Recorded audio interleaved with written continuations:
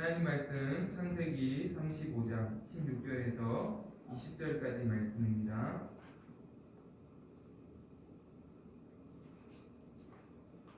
창세기 35장 16절에서 20절까지 말씀입니다.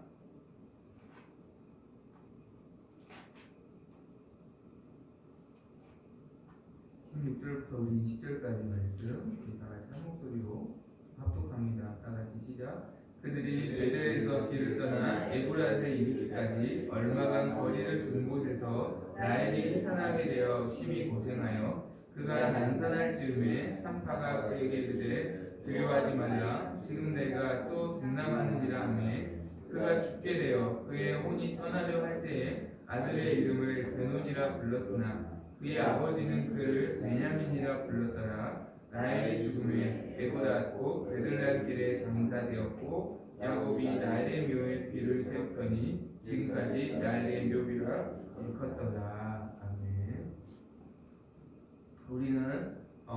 우리가 어떤 좋은 일을 만나면 좋아하고 또 어려운 일을 만나면 싫어합니다. 그래서 어떤 일을 만나는가를 참 우리는 중요하게 생각을 합니다. 즉 사건을 우리가 어떤 사건을 만나는가 이것을 참 우리가 중요하게 생각하는데 성경은 사건보다 그 사건을 어떻게 해석하느냐가 훨씬 중요하다고 우리에게 말씀하고 있습니다. 어려운 사건을 만나도 그것을 믿음으로 해석할 수 있다면 그 어려움은 우리에게 또 다른 기회가 될 것입니다. 그러나 똑같은 사건을 만났을지라도 그 사건을 잘못 해석하면 오히려 더 공경에 빠지고 더 어려움에 빠지는 것을 볼 수가 있습니다. 오늘 말씀을 보면 야곱의 가정에 큰 어려운 슬픈 사건이 발생합니다. 16절 17절 말씀을 보니까 이제 형과의 형 에서와의 만남을 화해를 한 야곱은 디나의 딸의 어려움을 겪고 하나님의 말씀을 듣고 다시 베델에 올라가서 하나님을 예배하고 하나님의 음성을 듣고 또 하나님이 주신 약속을 하나님을 통해서 다시 듣고 힘을 얻게 됩니다. 그런데 하나님과의 만남을 가진 뒤에 이 야곱의 가정에 큰 어려움이 생기는데요. 바로 16절 17절 말씀처럼 야곱이 사랑하는 아내 라헬이 아들을 낳다가 당시 임신 중이었던 라헬이 아들을 낳다가 그 상고로 인해서 그만 죽게 된 것이죠. 이 라헬의 죽음은 누구도 예상하지 못한 죽음이었습니다. 이 전까지 말씀을 보면 무슨 라헬이 아팠다라든지 몸이 건강하지 않았다라든지 그런 말씀이 전혀 없어요. 그러니까 누구도 예상하지 못했던 갑작스러운 슬픈 사건이 사실 야곱의 가정에 일어난 것입니다. 라헬 자신에게도 이것은 굉장히 슬픈 일이었습니다. 왜냐하면 라헬은 남편 야곱으로부터 가장 사랑을 받은 아내입니다. 그러나 그러한 라헬에게도 아킬레스건이 있었는데 그것은 자기에게는 자녀가 요셉 한 명밖에 없다는 거예요. 심지어 자신의 시녀였던 그래서 언니를 이기기 위해서 자신의 시녀들을 다 남편에게 아내로 삼게 하잖아요.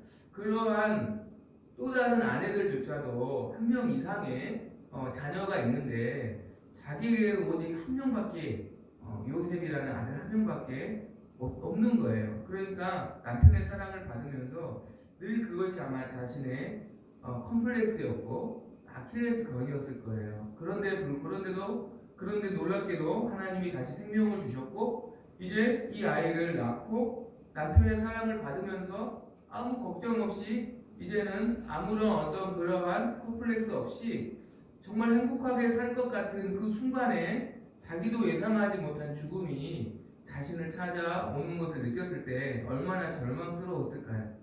야곱도 마찬가지입니다. 야곱은 라헬 한 사람을 얻기 위해서 사실 일생을 바친 남자입니다. 야곱을 얻기 위해 이 라헬을 아내로 맞이하기 위해 14년을 수고했지만 그 14년을 수일처럼 여겼다. 그러니까 그 일생을 바쳐서 얻은 아내예요. 그런 아내가 갑작스럽게 아들을 낳고 죽게 되는 현실이 얼마나 상실감과 얼마나 말로 할 수 없는 그런 슬픔과 그런 괴로운 마음이 찾아왔을까 그런 생각을 해보아요. 스트레스 지수가 있는데요. 마틴 셰퍼라는 사람의 스트레스 넘어서기에서의 이 책을 보면 인생의 가장 큰 스트레스가 뭐냐? 배우자의 상실이다라고 해요. 배우자의 상실을 스트레스의 100으로 표현할 수 있습니다. 그리고 이혼이나 별거를 70점, 60점으로 이렇게 표시를 하고 있고요.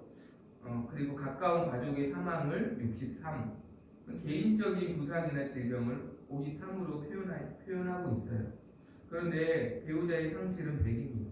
그러니까 그것이 얼마나 야곱에게도 엄청난 사건이었는가 우리는 생각을 가늠해 볼 수 있는 것이죠. 이 큰 사건을 라헬도 경험하고 야곱도 경험했는데 동일한 이 사건을 그러나 야곱과 라헬이 전혀 다르게 해석합니다. 전혀 다르게 해석한 그것을 우리가 어떻게 알 수 있냐면 태어난 아들의 이름을 각각 다르게 지어요. 그 아들의 이름 안에 그들이 이 사건을 어떻게 해석하느냐가 담겨져 있는 것이죠. 라헬은 이 사건을 자신이 죽게 된 아들을 낳자마자 죽게 된 이 슬픈 사건을 가지고 아들의 이름을 베논이다라고 이렇게 지었습니다. 그것이 18절이죠. 베논이라는 뜻은 슬픔의 아들이라는 거예요. 그러니까 어떤 뜻일까요? 내 아들이 엄마 없이 자랄 내 아들이 이 슬픔을 결코 벗어버리지 못하고 이 슬픔을 떨쳐버리지 못한 삶이 될 것이다 라고 그렇게 앞으로의 일들을 해석을 한 거예요. 그러나 야곱은 아내가 베논이라고 부른 그 이름을 듣고서도 그대로 부르는 것이 아니라 베냐민이라고 이름을 바꿔 부릅니다. 이름을 고칩니다. 베냐민이라는 뜻은 오른손의 아들이라는 뜻이에요. 권능의 아들이라는 뜻이죠. 이스라엘에서 오른손은 권능을 상징하거든요. 그러니까 하나님이 이 아들의 권능이 능력이 되어 주실 것이다. 이 아들은 하나님의 능력을 나타내는 권능을 나타내는 기이한 사명을 감당할 것이다. 이러한 해석으로 아들의 이름을 베냐민이다 라고 지어줍니다. 똑같은 사건을 맞이하는데 전혀 다른 해석을 라헬과 야곱이 하는 것이죠. 어떻게 되었을까요? 하나님은 야곱의 믿음대로 베냐민이 이스라엘 12지파 중에 가장 용맹한 지파가 되는 조상이 되도록 그를 축복해 주셨고 그 베냐민 지파를 통해서 또 하나님의 놀라운 일들을 이루어 가시는 것을 보게 됩니다. 우리가 오늘 기억해야 할 것은 우리에게 닥쳐진 어려운 사건들이 있을지라도 그것을 믿음으로 해석할 수 있다면 이처럼 위기를 기회로 만들 수 있다는 것이에요. 믿음의 도약을 오히려 이루어갈 수 있다는 것이에요.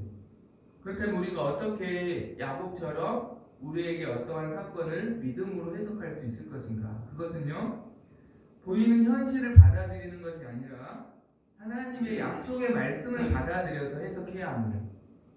라헬은 보이는 현실로 지금의 보이는 현실을 받아들여서 자신의 죽음을 그리고 그 죽음 뒤에 있을 일들을 해석을 하였습니다. 생각을 해보면 현실을 보면 야곱은 사실은 처음부터 라헬만을 사랑했어요. 그러나 삼촌 라반의 욕심에 의해서 레아와 먼저 결혼하게 된 거죠. 그러니까 본의 아니게 그렇다고 라헬을 포기할 수도 없잖아요. 그러니까 라헬과 또 결혼을 했죠. 본의 아니게 두 명의 아내를 사실 야곱은 얻게 된 거예요. 문제는 그러다 보니까 남편은 한 명인데 아내가 두 명이니까 여인들 간에 경쟁이 발생한 거예요. 그러다 보니까 자신들의 시녀들까지 남편의 사랑을 얻기 위해서 자기 편을 만들기 위해서 남편에게 아내로 삼게 하고, 그러니까 오히려 더 경쟁이 심해져서 이 네 명의 아내들이 얼마나 남편의 사랑을 두고 경쟁이 심해졌는지 몰라요. 아들이 12명이 태어난 배경은 여기 있습니다. 생각해 보세요. 엄마가 있을 때도 다른 형제들의 그런 견제를 아들들이 받을 터인데 엄마가 없는데 내 아들들이 이러한 집안의 환경에서 길을 펴고 살 수 있을까? 눈칫밥 먹으면서 고생하면서 살 것은 사실은 현실로 보면 자명한 일이죠. 자명한 일이죠. 엄마가 있어도 형제들의 견제를 받고 더구나 막내로 태어날 것인데 얼마나 소름을 받게 될까? 사실 지금까지 경쟁이 있었으니까 그것은 현실이에요. 그것은 당연히 그렇게 지금 보여지는 현실이 맞아요. 그래서 그 현실을 그대로 받아들여서 아들의 앞길이 험할 것이다. 슬픔이 있을 것이다. 그것을 슬픔을 벗어버리지 못할 것이다 라고 슬픔의 아들이다 라고 이름을 지은 거예요. 현실을 받아들인 거죠. 그러나 야곱은 현실을 받아들이지 않고 하나님의 약속을 받아들여서 해석하였습니다. 어떤 약속입니까? 하나님이 베델에서 야곱에게 주신 약속입니다. 10절부터 12절까지의 말씀 보면 하나님은 야곱을 이스라엘 큰 민족을 이룰 자로 축복해 주셨고 11절에 보니까 야곱의 허리를 통해서 그러니까 야곱의 자손들이 생육하여 번성하여 하나님의 총회가 될 것이고 야곱의 허리에서 왕들이 세워질 것이다. 그러니까 위대한 하나님의 나라가 야곱의 자녀들을 통해서 만들어져 갈 것이다. 그리고 그 자녀들에게 하나님께서 이 땅을 약속으로 줄 것이다. 라는 이 놀라운 하나님의 약속을 가지고 아들의 앞길을 해석을 하는 것입니다. 그래, 내 아들은 하나님의 백성으로 하나님의 권능을 나타내는 아들이 될 것이야. 라고 아들의 이름을 베냐민이야. 라고 이렇게 해석을 했다라는 것이 민수기 13장을 보면 우리가 너무나 잘 알고 있습니다. 이스라엘 백성이 12정탐꾼을 뽑아서 하나님의 약속하신 가나안 땅을 정탐하게 하십니다. 10명의 정탐꾼과 2명의 정탐꾼의 전혀 다른 해석을 합니다. 그 땅을 보고 와서 10명의 정탐꾼은 현실을 받아들입니다. 그 땅은 성읍도 크고 또 안악 자손도 있고 거인족도 있고 군대도 강하고 무기도 강하고 우리가 들어가면 다 죽습니다. 우리는 그들 앞에 메뚜기일 뿐입니다. 현실을 받아들이니까 자신들이 메뚜기가 되는 거예요. 그러나 갈렙과 여호수아는 그렇지 않습니다. 오히려 그들은 우리의 먹이다. 전혀 다른 해석이죠. 그들이 우리의 먹이다. 왜냐하면 하나님께서 그 땅을 우리에게 주신다고 약속하셨지 않냐. 우리가 그 땅을 들어가는 순간 그들은 우리의 먹이가 될 것이다. 하나님 반드시 우리를 그 땅으로 인도하여 드려주실 것이다. 라고 하나님의 약속으로 이 모든 사건들을 지금 해석하는 거예요. 놀라운 것은요, 현실로 해석한 사람들에게도 그대로 현실이 이루어져요. 그들은 결국 그 땅에서 들어가지도 못하고 정말로 이슬로 사라져 버립니다. 그러나 믿음으로 해석한 사람은 그 믿음대로 이루어집니다. 여호수아 갈렙이 그 땅에 들어가서 그 땅을 기업으로 삼고 하나님께 쓰임받는 귀한 종들이 되잖아요. 잠언 10장 24절에 이런 말씀이 있습니다. 악인에게는 그의 두려워하는 것이 임하거니와 의인은 그 원하는 것이 이루어지느니라.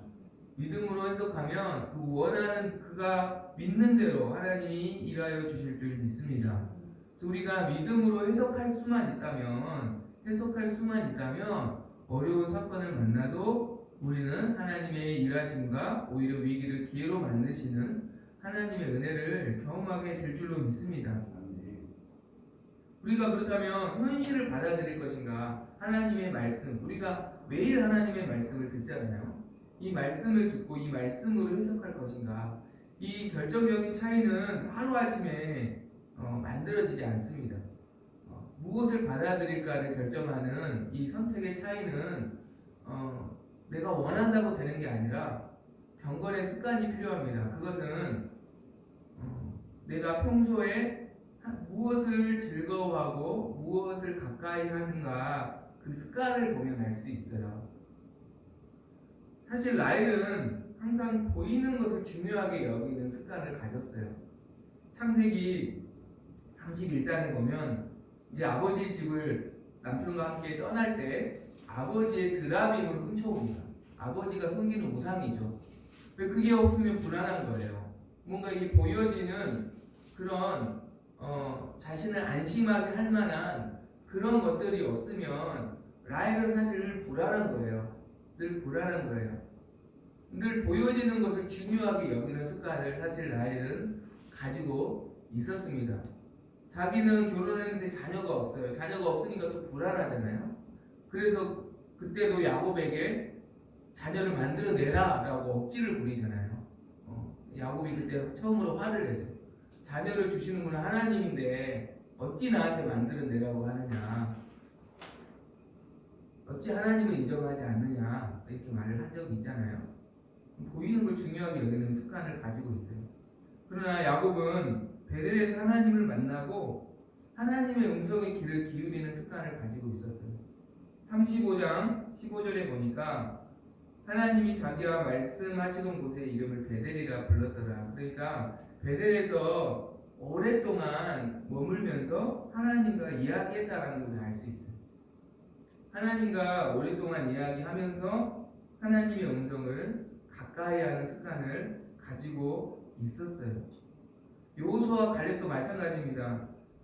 여호수아와 갈렙이 정탐꾼이 되기 전에 여호수아는 모세의 시종이었고, 모세의 시종으로서 사실 시종의 역할만 하는 게 아니라 하나님의 회막을 늘 가까이 했다라고 말해요. 심지어는 모세가 회막을 떠나도 여호수아는 그 회막을 떠나지 않고 하나님의 음성을 귀를 기울였다, 회막을 떠나지 않았다라고 성경은 말씀하고 있어요. 갈렙도 마찬가지예요. 그 땅을 헤브론이라는 것을 누가 정복할 것인가 의논이 일어날 때 자신이 자원하잖아요. 왜냐하면 자신은 약속의 말씀이 있다는 거예요. 내가 밟는 것을 하나님이 내 기업으로 주시겠다고 40년 전에 약속하셨습니다. 그 40년 동안 그 말씀을 묵상하고 있었다는 거예요. 하나님의 말씀을 늘 가까이 하고 있으니까 이 사건도 말씀으로 해석이 되는 거예요.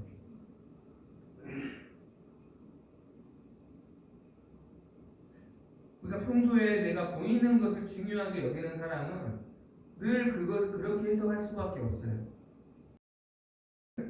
슬픈 사건으로 해석하게 되고, 그러나 하나님이 주신 말씀을 즐거워하고 그 말씀에 귀를 기울이는 습관을 가진 사람은 하나님의 말씀으로 해석하게 되는 거예요. 믿음으로 해석하게 되는 거예요. 믿음으로 우리에게 허락하신 모든 일들을 해석할 수 있는 은혜를 하나님께서 저와 여러분에게 주시기를 소망합니다. 그리고 이러한 우리의 믿음은 말로 증명이 되는 겁니다. 말로 증명이 되는 거예요. 말로 나타나는 거예요. 라헬은 자신의 믿음을 베논이라고 이름 짓는 그 말로 자신의 믿음이 드러난 것이고요. 야곱은 베냐민이라고 지은 그 자신의 말로 자신의 믿음이 드러난 것입니다. 왜냐하면 우리의 마음에 있는 것을 보고 말하게 되어 있거든요. 그래서 하나님께서 내가 듣는 대로 너희에게 행할 것이다 라고 말씀하고 있는 거예요. 우리의 말은 단순한 언어가 아니라 우리의 중심이라는 거예요. 단순한 의사 전달의 표현이 아니에요. 우리에게 말은 우리의 중심이고 그것은 곧 우리의 믿음을 드러내는 민낯이라는 것을 우리는 기억해야 합니다. 그래서 우리는 생각나는 대로 말하는 자가 되면 안 되고요. 내 감정대로 말하는 자가 되면 안 되고요. 내 감정을 하나님 앞에 먼저 토해내고 하나님이 무엇을 말씀하신가를 듣고 믿음으로 말하는 습관을 가져야 할 줄로 믿습니다. 굉장히 중요해요. 그러니까 라헬은 자기가 지금 너무 슬픈 거예요. 내가 여기까지 어떻게 왔는데 이렇게 죽게 되다니 너무너무 슬픈 거예요. 그러니까 슬픈 마음을 그대로 베논이라고 부른 거죠. 야곱은 왜 안 슬펐겠어요? 야곱도 더 슬프죠. 이제 아내 없이 내가 어떻게 사나, 내가 이제 무슨 낙으로 사나. 야곱이 라헬을 얼마나 사랑했냐면요, 라헬을 사랑했기 때문에 요셉을 편애한 거예요. 베냐민을 편애한 거예요. 라헬을 너무 사랑했기 때문에. 요셉을 보면 라헬의 모습이 있잖아요. 그만큼 사실 라헬의 야곱에게도 라헬의 죽음은 슬픔이에요. 무엇으로도 커버될 수 없는 슬픔이라는 거죠. 그러나 슬픈 마음을 그대로 표현하는 것이 아니라 그 순간에 하나님께 기도한 거예요. 그것을 알 수 있는 게 18절 묵상에 보면 베노니 베냐민은 억양으로는 비슷해요. 그러니까 아내가 지어준 이름을 무시하고 싶진 않아요.